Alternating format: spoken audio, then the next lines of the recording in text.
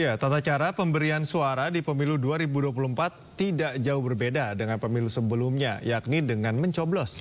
Namun pada pemilu tahun lalu, pemirsa, masih ada saja temuan surat suara yang dianggap tidak sah lantaran kesalahan mencoblos. Lantas bagaimana cara nyoblos di pemilu 2024 yang benar? Berikut merupakan tata cara pencoblosan pada pemilu 2024 bagi WNI dalam luar negeri dan juga itu liputannya.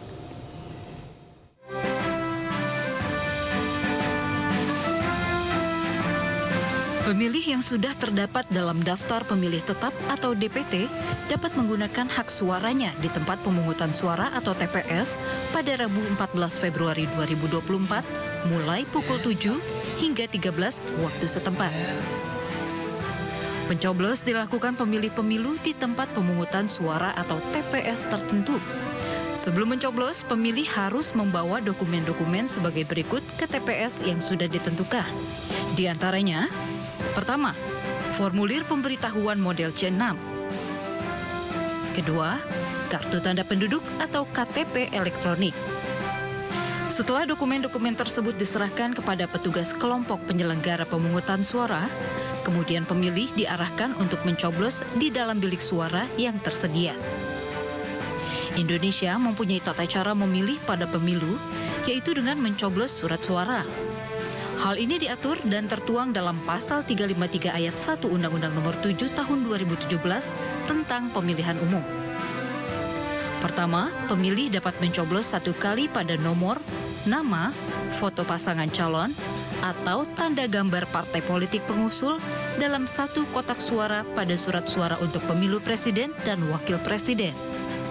Selanjutnya, setelah mencoblos, lipatlah surat suara sesuai petunjuk. Kemudian masukkan surat suara yang sudah dilipat ke dalam kotak yang tersedia.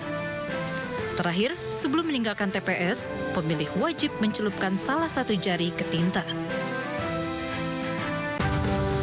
Sementara itu, bagi WNI di luar negeri, pemilih dapat mencoblos dengan 3 cara. Di antaranya, datang ke tempat pemungutan suara luar negeri atau TPLSN terdekat, seperti di Kedutaan Besar atau Konsulat Jenderal.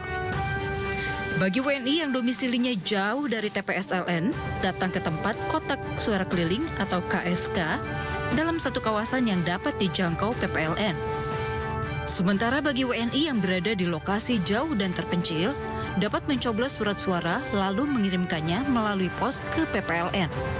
Bagi pemilih yang berhalangan, tidak diperkenankan menunjuk orang lain untuk menggunakan hak suara di daerah pemilihan asal atau disebut vote by proxy. Namun, KPU memfasilitasi masyarakat yang tidak bisa pulang ke daerah asal dengan mekanisme pindah memilih.